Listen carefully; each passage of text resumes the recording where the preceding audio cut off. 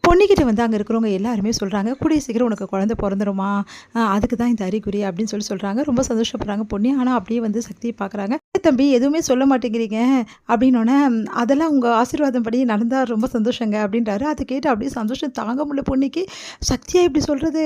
சக்தி இப்படி சொல்லுவான்னு நெனச்சு கூட பார்க்கலையே" அப்படின்னு சொல்லிட்டு சக்திய பார்க்குறாங்க.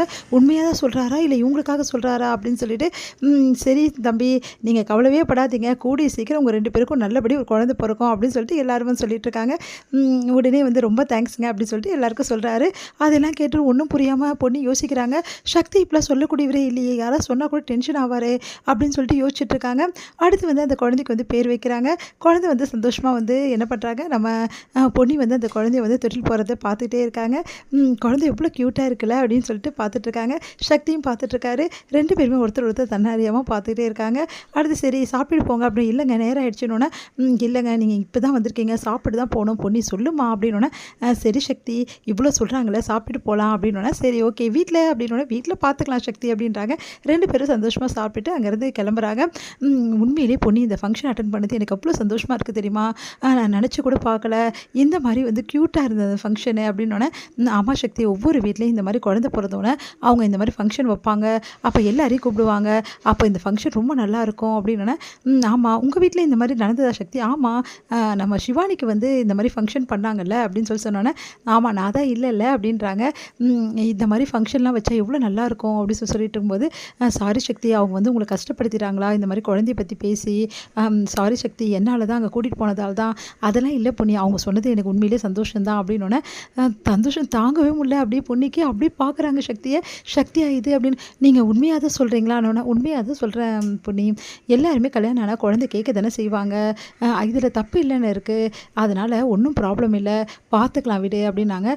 உடனே வந்து எனக்கு குழந்தை பொறக்குமான்னே தெரியல. ஆனா சக்தி வந்து இப்படி சொன்னது எனக்கு உண்மையிலேயே சந்தோஷமா இருக்கு. அப்டி சொல்லிட்டு மனசுல நெனச்சுக்கிறாங்க பொன்னி. உடனே வந்து சக்தி மனசுல நெனச்சுக்கிறாரு. கூடிய சீக்கிரம் நம்மளுக்கு குழந்தை பொறக்கும். என்னோட காதல நான் உன்கிட்ட சொல்வேன் பொன்னி. அப்ப வந்து நம்ம 2 பேரும் இத பத்திலாம் நெறைய பேசுவோம். அப்டின்னு சொல்லிட்டு யோசிக்கிறாரு சக்தி. அடுத்து வந்து சரி நம்மளுக்கு கல்யாண நாள் வருதுல்ல, அன்னைக்கு என்ன ப்ரோகிராம் அப்டின்னோனே, நெறைய ப்ரோகிராம் இருக்கு. இது அத்தையும் மாமாவும் நெறைய சொல்லியிருக்காங்க. அன்னைக்கு அவங்க வெளிய போயிடுவாங்களாம். நம்ம தான் எல்லாத்தையும் பார்த்துக்கணுமா? சக்தி மறந்துடாதீங்க. கண்டிப்பா வந்து நீங்க வெளியவே போக்கூடாது அன்னைக்கு. அப்டின்னோனே, சரி பொன்னி அப்டின்றாரு. அடுத்து 2 பேருமே வந்து ஜோடியா வந்து இறங்குறாங்க. அத பார்த்துட்டு எல்லாருமே வந்து ஃபங்ஷன் பத்தி கேட்குறாங்க. அவங்களும் வந்து நெறைய விஷயங்கள் ஃபங்ஷன் பத்தி சொல்றாங்க. எல்லாருமே சந்தோஷமா கேட்டுட்டு இருக்காங்க. அப்போ வந்து சரி சாப்பிடலாமா பொன்னி எடுத்து வை அப்டின்னு சொன்னோனே, இல்ல நாங்க 2 பேருமே சாப்பிட்டுட்டோம் அப்டின்னு அப்படியே பார்க்குறாங்க அதிர்ச்சியா வந்து பிரீத்திக்கு தாங்கவே முடியல. அப்படியே செம்ம டென்ஷனா இருக்கு. அப்படியே பார்த்து முறைக்கிறாங்க. இன்னைக்கு அந்த குழந்தை எவ்வளோ அழகா இருந்தது தெரியுமா? அவ்வளோ அழகா இருந்தது. எனக்கும் ரொம்ப பிடிச்சிருந்ததுமா. அது இன்னொரு விஷயம் என்னன்னா, பொன்னியோட மேலே வந்து அந்த குழந்தை ஒன் பாத்ரூம் போயிடுச்சுமா அப்படின்னோனே, ஓ அப்படியா? அப்படின்னு சொல்லிட்டு சிரிக்கிறாங்க. என்ன பொன்னி அப்படியா? அப்போ கூடிய சீக்கிரம் அப்படின்றாங்க. என்ன உங்களுக்கும் தெரியுமா? எல்லாருக்கும் தெரியும் அப்படின்றாங்க நம்ம பவானி. அதை கேட்டு எல்லாம் சந்தோஷப்படுறாங்க.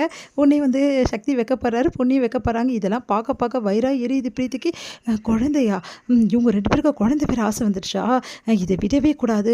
சக்தியும் அமைதியா இருக்கான். முன்னாடிலாம் குழந்தை இது மாதிரிலாம் சொன்னா அப்படியே டென்ஷனாகி பயங்கரமா கத்துவான். இப்போ என்னன்னா அப்படியே பார்த்து சிரிக்கிறான். சக்திக்கும் பொன்னி மேல வந்து இன்ட்ரெஸ்ட் வந்துடுச்சா? இதை விடவே கூடாது. என்ன பண்றதுன்னு தெரியலையே. இவங்க 2 பேரும் பிரிச்சே ஆவணும். அப்படின்னு சொல்லிட்டு டென்ஷன் ஆகுறாங்க. உடனே ஜெயா கிட்ட போயிட்டு பிரீத்தி வந்து பேசுறாங்க. ஆன்ட்டி நீங்க சொல்லி தான் இந்த வீட்டுக்கு நான் வந்தேன். ஆனா இப்போ வந்து இந்த வீட்டை விட்டு போக சொன்னா எப்படி ஆன்ட்டி அப்படின்னு. இல்லம்மா உன் நல்லதுக்காக தான் எல்லாம் செய்றாங்க. அதனால இதில் ஒண்ணும் பண்ண முடியாதும்மா அப்படின்றாங்க. டென்ஷன் ஆயிடுறாங்க.